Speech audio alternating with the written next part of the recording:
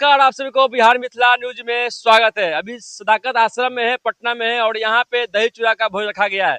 तमाम जो पार्टियां हैं मकर संक्रांति आते ही दही चूड़ा का भोज रखते हैं। मेरे साथ खास बातचीत करने के लिए नीतू सिंह निषाद जी हैं। तो मैम आपका बहुत बहुत स्वागत है।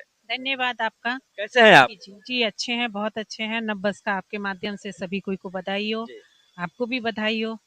मकर संक्रांति का आज भोज रखा गया, क्या कुछ कहिएगा? सभी पार्टियां अपने अपने मकर संक्रांति के भोज रख रहे हैं और एक नया संदेश दे रहे हैं। बिहार में खेला भी हुआ है, मकर संक्रांति खत्म होता है, जैसे ही खरमास खत्म होता है तो बिहार में एक परिवर्तन होता है, क्या कुछ कहिएगा?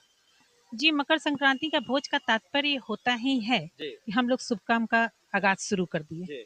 ये एक धार्मिक परिवेश है जो काफी दिनों से, काफी वक्तों से चला आ रहा है। जी। और कहीं ना कहीं अगर आप देखेंगे तो नया धान आने की वजह से भी चूड़ा दही का प्रोग्राम होता है। ये जोड़ता है किसानों की मानसिकता जी। और उसके धार्मिक स्वभाव से ये जोड़ता है। कांग्रेस काफी वक्तों से मकर संक्रांति का पर्व इसी प्रकार से मना रहा है और मना करके ये संदेश देना का काम करता है कि हम आपके साथ जुड़े हैं, आपके सुख दुख सभी में हम आपके साथ खड़े हैं। यही है कांग्रेस का जनादेश और यही किसानों को वो संदेश देता है अपने माध्यम से। क्या सदाकत आश्रम में सभी किसान आए थे दही चूड़ा भोज में या सिर्फ नेता ही आए थे? नेता थे और हर जिला में हमारा जो 243 विधानसभा है, सभी जगह दही चूड़ा का प्रोग्राम ऑर्गेनाइज किया गया। सभी जगह सभी लोगों ने इस खूबसूरत सा पल का अनुभव किया, जिसमें जहाँ पर किसानी एरिया है वहाँ किसान भी पहुंचे हैं। निश्चित है कि बिहार एग्रीकल्चर बेस है, तो जो भी हैं हमारे भी पिता कहीं ना कहीं किसान ही होंगे। तो मैं भी किसान की ही पुत्री हूँ। तो ये इंटैक्ट है। अगर आप देखेंगे, हम ही को देखेंगे, तो हम भी तो कहीं ना कहीं किसान से ही जुड़े हुए हैं। तो ये परिवेश है, तो ये तो किसान में सभी जगह सभी किसान ही कुल के लोग इकट्ठा हुए। तेज प्रताप भी 14 तारीख के मकर संक्रांति के शुभ अवसर पर चूड़ा दही का भोज रखे हैं, कि उसमें भी आप लोग को निमंत्रण आया है? शीर्ष नेतृत्व की बात होगी, ये शीर्ष नेतृत्व की जानकारी होगी। जैसा जनादेश आएगा तो आपको सूचित किया जाएगा। अभी हम लोगों को ऐसा कोई आदेश आया नहीं है। तेज प्रताप डिप्टी सीएम विजय सिन्हा के पास गए थे आमंत्रण देने के लिए। तमाम जो नेता है बड़े बड़े वहाँ पे जा रहे हैं। वो क्या लगता है कि खरमास बात संभावना जताई जा रही है खेला होने का बिहार में?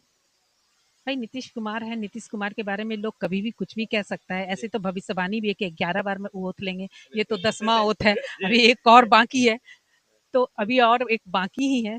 तो आप देखिए क्या खेला होता है, या कब ओथ लेते हैं या कब दल बदलते हैं, ये तो समय बताएगा। बीजेपी का नेता बोल रहे हैं कि दही चूड़ा खा के बंगाल में जाएंगे और बंगाल में भी भगवा लहराएंगे, क्या कुछ कहिएगा?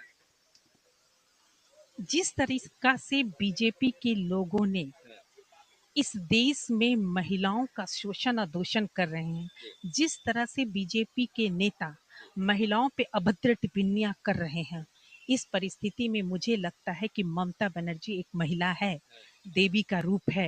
वो कभी नहीं चाहेगी कि ये आतंकवादी भगवा बंगाल में लहरे। बीजेपी के तमाम बोल रहे हैं कि फाइल लेके भाग रही है ममता।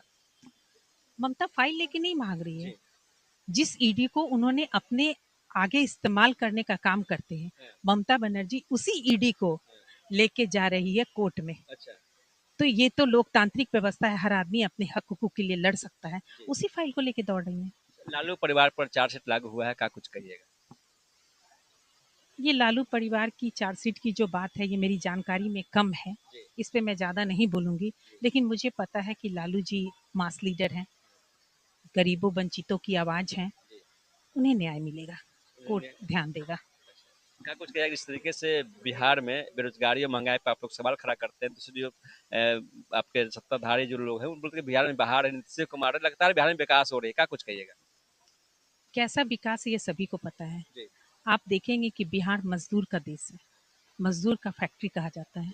और मनरेगा एक कानून आया था जिसे कांग्रेस ने 2005 में मनमोहन सिंह के सरकार में बनवाया था, जिसमें साफ संदेश था कि केंद्र सरकार 100% मजदूरों को मजदूरी देगी, जिससे कि राज्य का विकास होगा।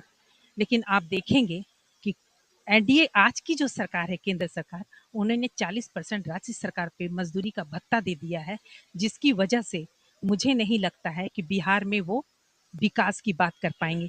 क्योंकि अगर केंद्र सरकार कहेंगे हमको 60 का बजट देना है, अगर राज्य सरकार के पास 40 का बजट नहीं होगा तो वो काम नहीं होगा, तो मजदूर की मजदूरी रुकेगी। तो कहीं ना कहीं बिहार में मजदूरों के साथ भी छेड़छाड़ है। एक महत्वपूर्ण बात मैं आपसे ये कहना चाहूंगी कि आप अभी अभी देखे होंगे कश्मीर में एक कॉलेज था, मेडिकल कॉलेज, जो वैष्णो देवी के नाम पर था। और वैष्णो देवी के नाम पे होने की वजह से वहां पर 40 मुस्लिम बच्चा गए थे, लेकिन उस कॉलेज को बंद कर दिया गया ये कह के कि वैष्णो देवी के नाम पे मुस्लिम कैसे आ सकते हैं। तो वहां पे जो क्वालिफाई बच्चा है वो मेडिकल नहीं कर पाए। वो एक अच्छा कॉलेज था, काफी अच्छा कॉलेज था, लैब वैब सेटिंग काफी अच्छी थी, उसको बंद कर दिया गया और बीजेपी के लोग ने इसका जश्न भी मनाया। दुर्भाग्य है कि आज मनरेगा को इन लोगों ने जी राम जी से किया है। ये एक सांप्रदायिक मुद्दे को भी देने का आधार और ढांचा तैयार किया जा रहा है। तो मेरे साथ तमाम खास बातचीत करने के लिए नीतू सिंह निषाद जी हैं। क्या कुछ संदेश दीजिएगा तमाम जो बिहार वासी हैं, जानने का प्रयास करेंगे और अपने माध्यम से क्या कुछ कहिएगा तमाम बिहार वासियों को। मैं बिहार वासियों से यही कहूंगी कि लोकतांत्रिक व्यवस्था में अपने हक हुकूक को पहचाने। जिस तरह से बिहार के चुनाव में 10,000 रुपया देके महिलाओं के वोट को भ्रमित किया गया, उसके हक हुकूक को चलाया गया। एक 10,000 के वोट के चलते महिलाओं ने जिसको आबाद किया, उन्होंने ही उसे बर्बाद किया बुलडोजर नीति के तहत। जिस जिस सरकार ने मैनिफेस्टो में महिलाओं को उद्योग से जोड़ने के लिए उसके एम्पावरमेंट की बात की थी, आज उसे दरकिनार कर दिया और दर-बदर कर दिया और बेघर कर दिया।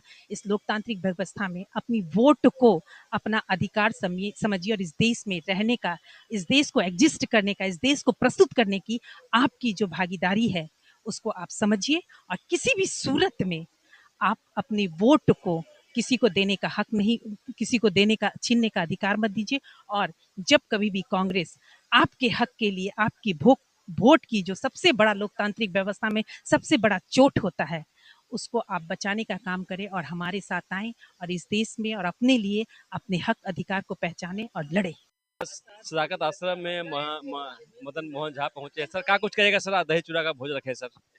नहीं, ये तो बराबर से परंपरा रही है। सदाकत आश्रम में चूड़ा दही का भोज होते रहा है और आज हम लोग को निमंत्रण दे करके यहाँ बुलाया गया था। हम लोग आए हैं, पूरा पूरा अच्छी तरीके से चूड़ा दही का ग्रहण किए हैं और हम समझते हैं ये अच्छी बात है। ये सौहार्दपूर्ण वातावरण में एक तरह का आपसी मिलन भी हो जाता और भोज भी हो जाता। हम राजनीतिक मुद्दा इसमें नहीं है। हम हिंदू धर्म को पालन करने वाले हैं। हम कार्य शुरू हो गया, क्या तैयारी है कांग्रेस की? हम संगठन के स्तर पर मनरेगा पर पूरी पखवाड़ा 29 तारीख तक हम कार्य करेंगे। सदाकत आश्रम में है और ये लगातार पटना में दही चूड़ा का भोज लगातार चल रही है। मकर संक्रांति में है शेष, लेकिन यहाँ पे मिल रहा है आपको विशेष। मोटे गुड़ में मिल गया तिल, उड़ी पतंग और खिल गया दिल। आपके जीवन में हर पल सुख और हर दिन शांति। बिहार मिथिला न्यूज की तरफ से हैप्पी हैप्पी हो मकर संक्रांति। तो देख लीजिए यहाँ पे पूरा मटका में रखा हुआ है दही और सब काम होगा सही। खरमास बात बिहार में खेला भी होता। तमाम यहाँ पे लोग हैं, जानकारी लेंगे। सर आप बहुत बहुत स्वागत है सर। हाँ, आज सर दही चूड़ा का कार्यक्रम रखा गया, तमाम दूरदर्शन से जानने का प्रयास करेंगे सर। क्या कुछ कहिएगा सर। आज हमारे सनातन धर्म का आज से खरमास 14 तारीख से खत्म होता है। चूंकि घर में सारे लोग दही चूड़ा भोज मनाते हैं, तो पार्टी की तरफ से आज सारे आप पत्रकार, सारे वर्कर को दही चूड़ा भोज का आयोजन किया गया है, जिसमें आप सभी आमंत्रित हैं। सर खरमास बात बिहार में सर देखा जाए पुराने इतिहास तो बिहार में खेला होता है सर। क्या लगता है कि दही चूड़ा बाद खरमास बात बिहार में खेला होगी? खेला तो कर ही रहे प्रधानमंत्री, हाथ में डमरू बजा रहे हैं, कभी त्रिशूल लेकर घूम रहे हैं। तो खेला इनका जो देश देख रहा है, एक प्रधानमंत्री के रूप में तो दिखाई दे नहीं रहे हैं। वो बिल्कुल एक सर्कस देश को बना के उन्होंने रख दिया है। ट्रंप उन पर सवाल जवाब कर रहा है, उनको जवाब नहीं मिल रहा है। और त्रिशूल और डमरू बजा के देश में क्या संदेश देना चाह रहे हैं? तो खेला तो वही कर रहे हैं। बंगाल में भी सर बीजेपी तैयारी कर रही है, बोले कि बंगाल में भगवा लहराया। क्या कुछ कहिएगा सर? बंगाल में भगवा कहाँ से लहरा जाएगा? भगवा तो हमारे संस्कृति का रंग है। भगवा कोई भारतीय जनता पार्टी का आधिकारिक रंग नहीं है। भारतीय जनता पार्टी सिर्फ धार्मिक जो उन्माद फैलाकर बंगाल को जीतना चाह रही है। हमारी ममता दीदी जवाब दे रही है, अब माकूल जवाब दे रही है। वहाँ पे अभी सोमनाथ मंदिर के 1000 वर्ष पूरे हो गए, उस पर तमाम जो लोग संकल्प लिए हैं कि वहाँ भी जाके भगवा लहराएंगे, प्रचंड वहाँ पे जीत होगी, भाजपा की सरकार बनेंगे सर बंगाल में। भारतीय जनता पार्टी के नेता घर में सुअर पालने की बात बोल रहे हैं, मालूम है ना? ये भी खेले हैं। और जितने देश भर में कब्र हैं, जितने देश भर में अकबर और इनका जो कब्रगाह है, इसका जाके बॉडी निकाल के सवाल करेंगे देश में क्या होगा। पूरे देश के युवा को समझाने चाहते हैं कि अब अपने गली मोहल्ले में लड़ाई झगड़ा कीजिए, ये गलत है और पढ़ाई लिखाई की ओर देश को आगे आना चाहिए।